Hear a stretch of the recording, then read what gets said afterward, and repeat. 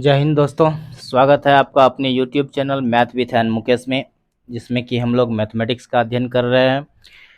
हम लोग मैथमेटिक्स के जितने भी मुख्य भाग हैं उनके आधारभूत शब्दों का अध्ययन कर चुके हैं, जैसे कि ज्यामिति, त्रिकोणमिति, अंकगणित, बीजगणित आदि के आधारभूत शब्दों के बारे में, आधारभूत फार्मूलाज के बारे में अध्ययन कर चुके हैं। अब हम लोग class 9th NCERT class 9th के पहले चैप्टर से स्टार्ट करेंगे और 12 के लास्ट चैप्टर तक पढ़ेंगे। क्लास 12 के लास्ट चैप्टर तक पढ़ेंगे।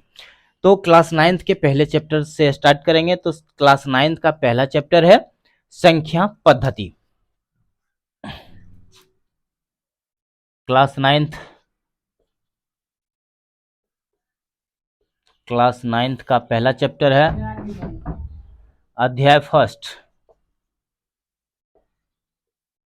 अध्याय 1, जिसका नाम है संख्या पद्धति।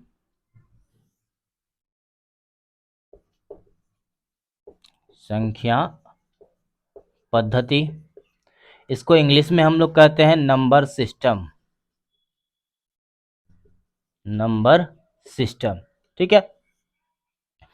आज हम लोग इसका सबसे पहला भाग पढ़ेंगे 1.1 भूमिका के बारे में पढ़ेंगे, ठीक है। सबसे पहले भूमिका पढ़ेंगे। तो यहाँ चैप्टर के नाम से ही हमें पता चल रहा है कि संख्या पद्धति में हमें क्या पढ़ना है। मतलब संख्या पद्धति में हमें संख्याओं के बारे में अध्ययन करना होता है। तो संख्या के बारे में अध्ययन करने के लिए सबसे पहले हम संख्या रेखा लेते हैं, ठीक। अब देखिए कि संख्या रेखा क्या होता है। एक लाइन क्या होती है कि दोनों तरफ असीमित बढ़ सकती है। तो इस तरह का लाइन एक हम लोग लेते हैं, स्ट्रेट लाइन, जिसके बीच में लगभग बीच में 0 लेते हैं और इसके दाहिने तरफ पॉजिटिव धनात्मक संख्याएं होती है और बाएं तरफ ऋणात्मक संख्याएं होती है। याद रखना है ये सब चीजों को। ये हो जाएगा 1 2 3 4 5 6 सो ऑन इन्फिनाइट तक जाएगा। उसके बाद इधर -1 -2 -3 -4 सो ऑन, ये भी इन्फिनाइट तक चला जाएगा। अब यहां देखिए कि हम लोग जो देख रहे हैं, यहां से स्टार्ट करते हैं। सपोज कीजिए कि हमने यहां से चलना स्टार्ट किया, 0 से चलना स्टार्ट किया। पहला पग जब हमने बढ़ाया दाहिने तरफ तो हमें क्या आया, 1 आया। दूसरा पग बढ़ाया 2 आया, तीसरा बढ़ाया 3 आया, 4 आया, 5 आया। इस तरह से जो हमें संख्याएं प्राप्त हुई, यहां से चलने के बाद जो इस तरह की संख्याएं प्राप्त हो रही है, इसको हम लोग गिनती की संख्या में लेते हैं। जैसे 1 2 3 4 हम लोग गिनती करते हैं ना। तो ये जो गिनती की संख्या है, ये क्या कहलाती है, प्राकृत संख्या कहलाती है। प्राकृत संख्या, ठीक। सपोज कीजिए हमने अभी 1 से चलना स्टार्ट किया था। अगर हम 0 से चलना स्टार्ट कर दें, अगर हम 0 से चलना स्टार्ट करें तो ये क्या कहलाएगा, पूर्ण संख्या कहलाएगा। पूर्ण संख्या कहलाएगा। देखिए कि अगर 1 से हम चलना स्टार्ट करते हैं तो वो क्या होती है, 1 से दाहिने जितनी भी संख्याएं आ रही है ये प्राकृत संख्याएं आ रही है। अगर 0 से चलना स्टार्ट करते हैं, 0 1 2 3 4 5 6 इस तरह से आ रही है, तो ये पूर्ण संख्या आ रही है। तो हमने क्या देखा कि पूर्ण संख्या में प्राकृत संख्या शामिल है। मतलब कि अगर प्राकृत संख्या के परिवार में 0 शामिल कर देते हैं तो वो पूर्ण संख्या हो जाती है, ठीक है। अब इसका कुछ फार्मूला हम परिभाषा जान लेते हैं। तो सबसे पहले जो नाम लिखे हम लोग प्राकृत संख्या के बारे में जानते हैं। प्राकृत संख्या, इसको हम लोग कहते हैं नेचुरल नंबर। नेचुरल नंबर गिनती की संख्या को, गिनती की संख्या को,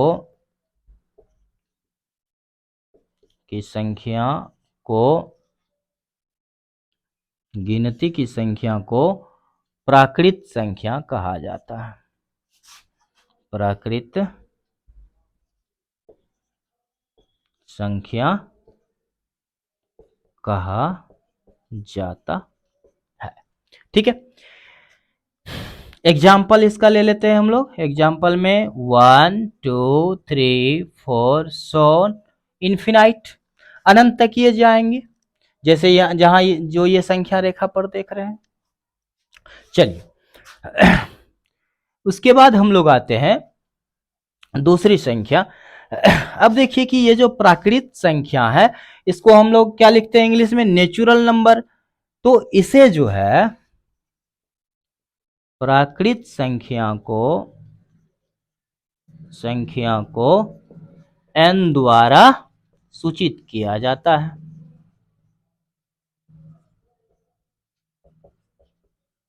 ठीक है, प्राकृत संख्या को किस चीज के द्वारा सूचित किया जाता है, n के द्वारा सूचित किया जाता है, कैपिटल N के द्वारा। ठीक है, अगला आते हैं पूर्ण संख्या। पूर्ण संख्या जिसको हम लोग क्या कहते हैं, होल नंबर।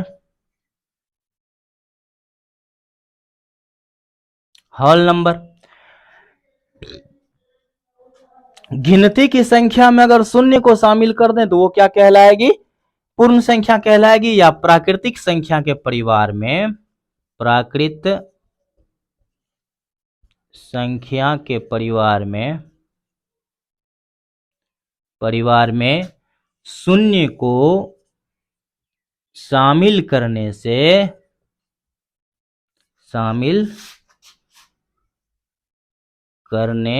पर वह पूर्ण संख्या हो जाती है।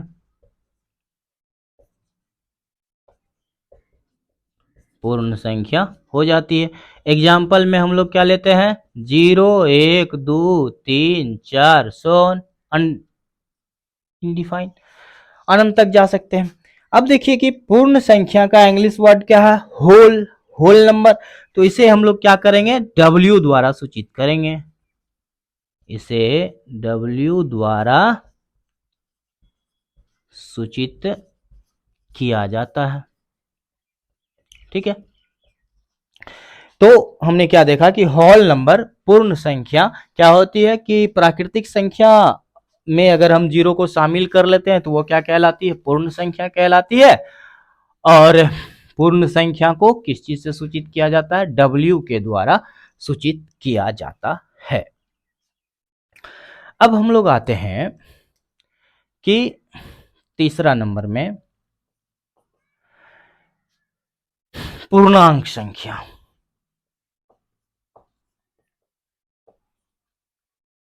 पूर्णांक संख्या इसको हम लोग क्या कहते हैं, इंटीजर, INTGERS, इंटीजर्स। अब देखिए कि अभी हमने क्या देखा, इस संख्या रेखा पर 1 से इधर हमने लिया वो प्राकृत संख्या कहलाया, 0 से इधर लिया वो पूर्ण संख्या कहलाया। अगर हम निगेटिव संख्याओं को भी ले लें, अगर हम निगेटिव संख्याओं को भी ले लें तो क्या कहलाएगी, वो पूर्णांक संख्या कहलाएगी। ठीक है, ये हो जाएगी पूर्णांक संख्या, पूर्णांक संख्या। ठीक है, तो हम यहां क्या देख रहे हैं कि पूर्णांक संख्या में नेचुरल नंबर भी है, 0 भी है मतलब पूर्ण संख्या भी है, और इधर ऋणात्मक प्राकृत संख्या भी है। मतलब कि पूर्ण संख्या तथा ऋणात्मक प्राकृत संख्या, ऋणात्मक प्राकृत संख्याओं के परिवार को पूर्णांक संख्या कहा जाता है।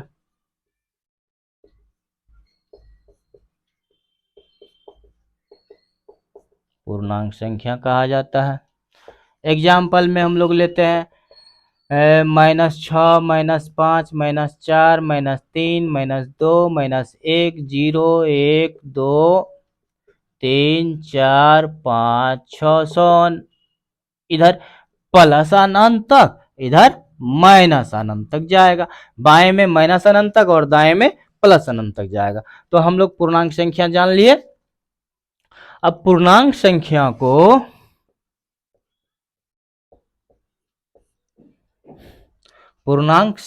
को z द्वारा सूचित किया जाता है। पूर्णांक संख्या को z द्वारा सूचित किया जाता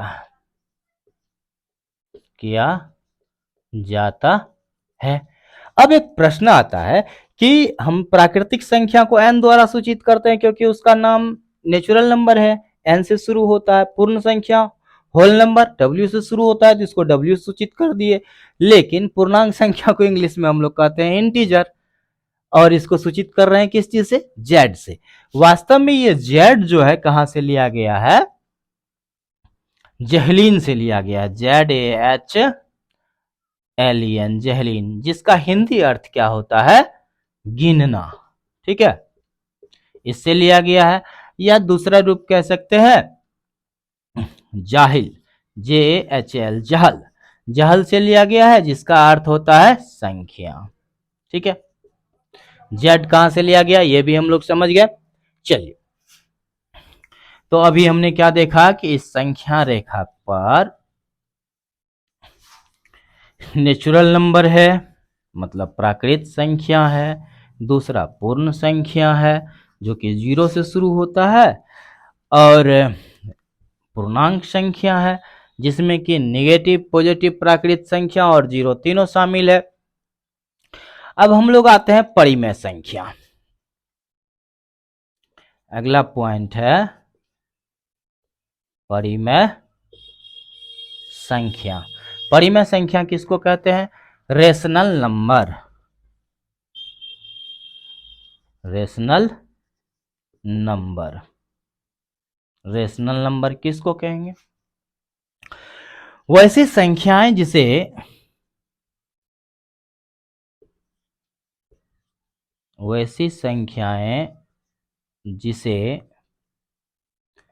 P/Q के रूप में लिखा जा सके,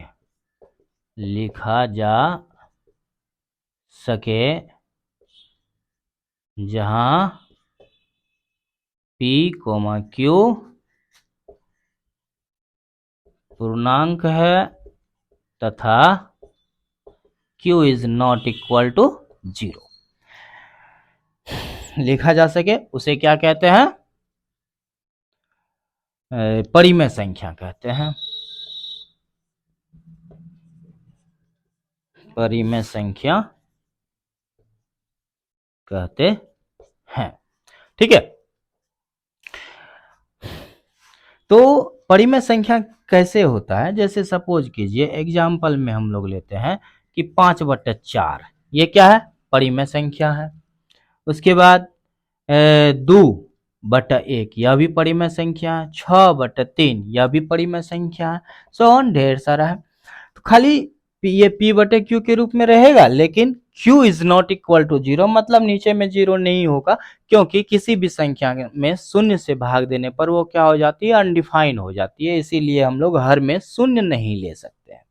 ठीक है, अब देखिए, परिमेय संख्याओं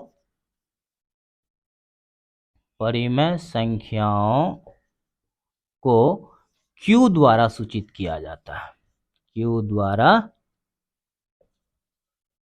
सूचित किया जाता है। ठीक है, चलिए,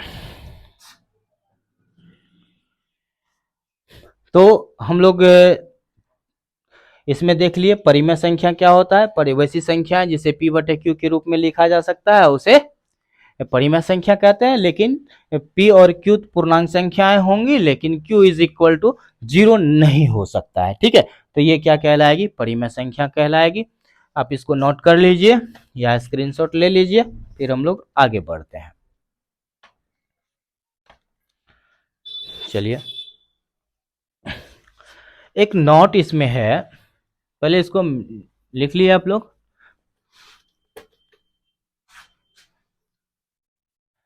ये जो परिमेय संख्याएं हैं इसमें पूर्ण संख्या, प्राकृत संख्या और पूर्णांक संख्या तीनों के तीनों आ जाते हैं। अभी रहने दो थोड़ा देर में। नॉट परिमेय संख्याओं के अंतर्गत परिमेय संख्या के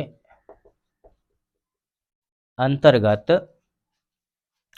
पूर्ण संख्या, प्राकृत संख्या, पूर्ण संख्या, हाँ, प्राकृत संख्या तथा पूर्णांक संख्या, पूर्णांक संख्या तीनों आती है, तीनों आती है। ठीक है, चलिए अब हम लोग देखते हैं तुल्य परिमेय संख्याएं। तुल्य परिमेय संख्याएं, ठीक है। तुल्य परिमेय संख्याएं किसको कहेंगे? वैसी परिमेय संख्याएं जिनका मान एक ही हो, उसे क्या कहते हैं? तुल्य परिमेय संख्या कहते हैं। वैसी परिमेय संख्याएं, वैसी परिमेय संख्याएं जिनका मान समान हो,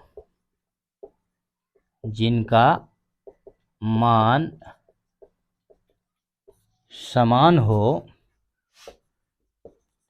हो तुल्य परिमेय संख्याएं कहलाती है, संख्याएं कहलाती है।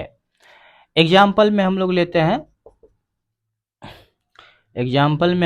हैं, जैसे में 2/3, इसको हम लिख सकते हैं 6/9, इसको हम लिख सकते हैं 8/12, इसको लिख सकते हैं 10/15, इसको लिख सकते हैं 12/18, सोन। तो ये जितने भी अभी हम परिमेय संख्याएं लिखे हैं सभी का वैल्यू एक ही है। आप इसको काट के देखिए, 3 दूनी 6, 3 तिहाई 9, 2/3 आया, इसको भी काटेंगे, 4 दूनी 8, 4 तिहाई 12, 2/3, ये 5 दूनी 10, 5 तिहाई 15, 2/3, 6 दूनी 12, 6 तिहाई 18, 2/3। तो हम लोग क्या देखते हैं? तुल्य परिमेय संख्याएं किसको कहते हैं? वैसी परिमेय संख्याएं जिसका वैल्यू हमेशा समान हो, उसे हम लोग क्या कहते हैं? तुल्य परिमेय संख्याएं कहते हैं। चलिए अब हम लोग आगे चलेंगे। तो परिमेय संख्याएं के बाद आती है अपरिमेय संख्याएं, जो कि हम लोगों को अगले चैप्टर में पढ़ना है। तो यहाँ हम लोग देखते हैं, ये जो संख्या रेखा है, इस संख्या रेखा पर जितने भी पॉइंट हैं, अभी आप देख रहे हैं ना 0 और 1, इनके बीच में भी बहुत सारे छोटे छोटे पॉइंट्स हैं। जितने भी पॉइंट दिया गया है उस पे बहुत छोटे छोटे पॉइंट में हम डिवाइड कर लेते हैं, तब भी वह किसी न किसी संख्या को प्रदर्शित करता है, जो कि हम लोग और आगे पढ़ेंगे। अभी हम लोग यहीं तक पढ़ेंगे परिमेय संख्या। अब हम लोग आते हैं इसके एक्सरसाइज पे। हम लोग इसके अध्याय में एक्सरसाइज प्रश्नावली 1.1 में देखेंगे कि किस तरह से क्या क्या कर सकते हैं। ठीक है, हमें अभी तक पढ़ने को क्या सब मिला।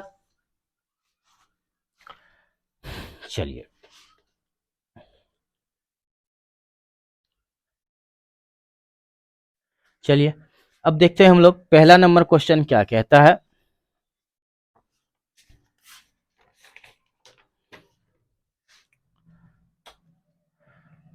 पहला नंबर क्वेश्चन कहता है, क्या एक, आइए हम लोग बुक में देख लेते हैं क्वेश्चन को। 1.1 में हम लोग देखेंगे। चलिए क्या कह रहा है क्वेश्चन नंबर फर्स्ट, प्रश्नावली 1.1, प्रश्नावली 1.1, question number first. Question number first क्या कहता है? क्या शून्य एक परिमेय संख्या है? क्या इसे आप p बटे q के रूप में लिख सकते हैं, जहां p और q पूर्णांक है और q बराबर नॉट जीरो। अब गौर कीजिए, क्या शून्य एक परिमेय संख्या है? तो हाँ है, क्योंकि इसमें q जीरो को हम लिख सकते हैं। तो पहला का आंसर हो जाएगा शून्य एक परिमेय संख्या है, क्योंकि यहां लिख देते हैं हाँ, क्योंकि जीरो बराबर जीरो बट्टा एक बराबर जीरो बट्टा तीन बराबर जीरो बट्टा 6 सौ अनडिफाइंड अनंत तक। तो हमने क्या पढ़ा है फॉर्मूल परिभाषा में कि जिसको p बटे q के रूप में लिख सकते हैं वो क्या है, परिमेय संख्या। तो इसको p बटे q के रूप में हमने लिख लिया, ये परिमेय संख्या है। चलिए क्वेश्चन नंबर 2 क्या कहता है? क्वेश्चन नंबर 2 कहता है 3 और 4 के बीच 6 परिमेय संख्याएं ज्ञात कीजिए। क्या कह रहा है कि 3 और 4 के बीच 3 और 4 के बीच 6 परिमेय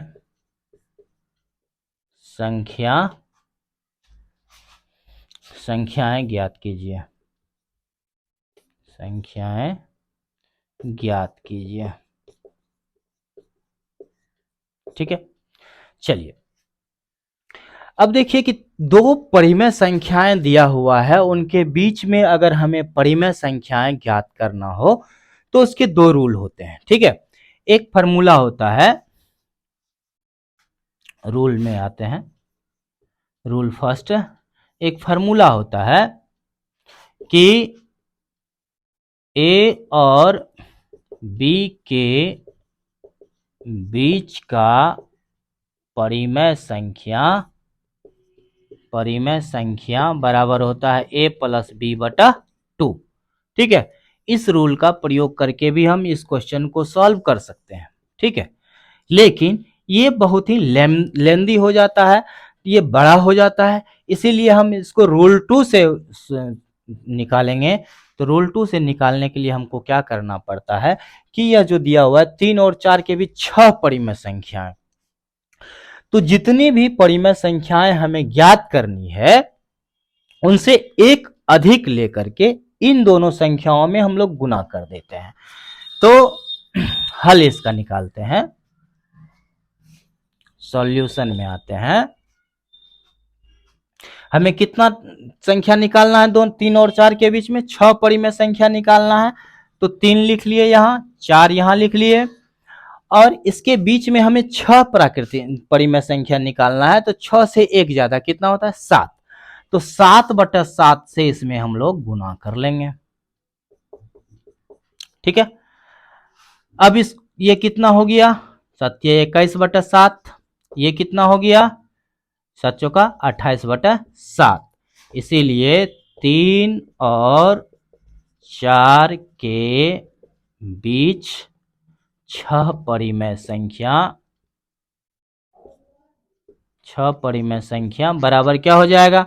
अब देखिए 21 बटा 7 है, इसके बाद लीजिए 22 बटा 7, उसके बाद 23 बटा 7, 24 बटा 7, 25 बटा 7, 26 बटा 7, 27 बटा 7। देखिए 6 आया, 1 2 3 4 5 6, 6 परिमेय संख्या हम लोग निकाल लिए 3 और 4 के बीच। ये आसान है, वो जो फॉर्मूला लिखे थे उससे निकालने के लिए हम लोग को क्या करना पड़ेगा, 3 प्लस 4 बटा 2 तो 7 बटा 2, फिर अगला निकालेंगे 3 प्लस 7 बटा 2, फिर उसको जोड़ेंगे। इस तरह से हम लोग उसको भी निकाल सकते हैं, लेकिन वो थोड़ा ज़्यादा लेंदी हो जाएगा, इसीलिए आज हम लोग इसी पे इसका सॉल्यूशन निकालते हैं।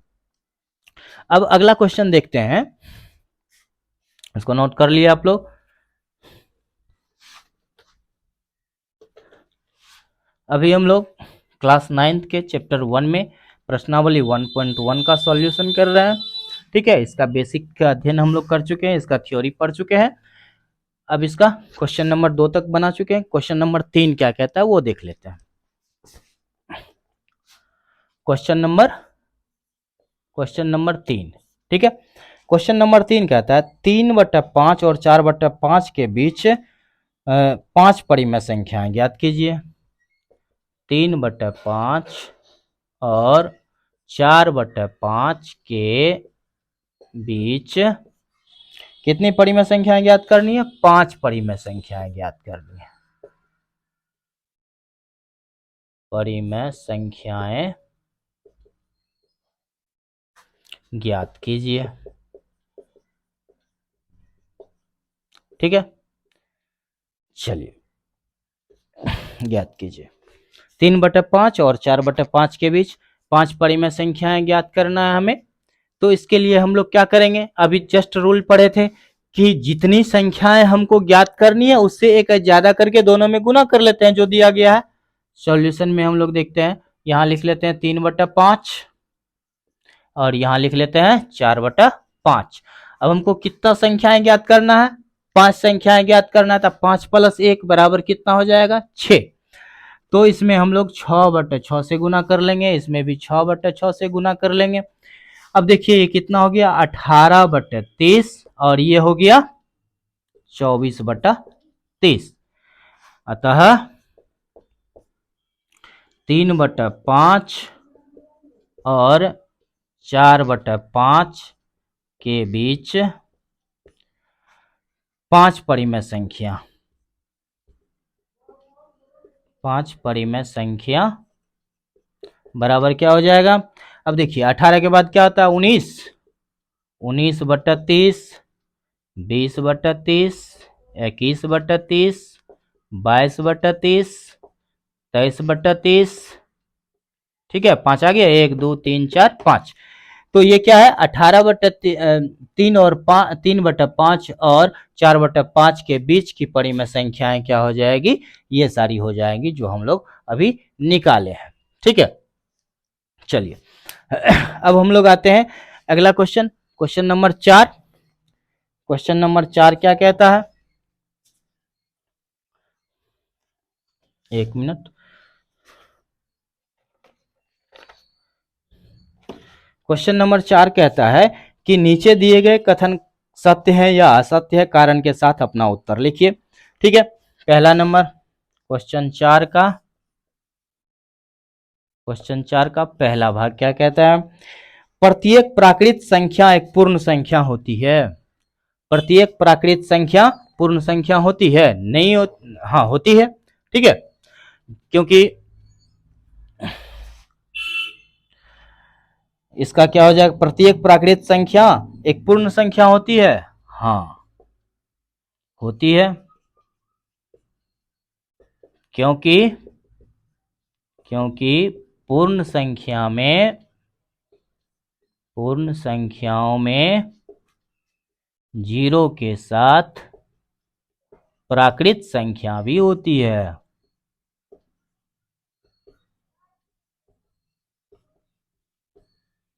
ठीक है, चलिए इसका दूसरा नंबर हम लोग देखते हैं।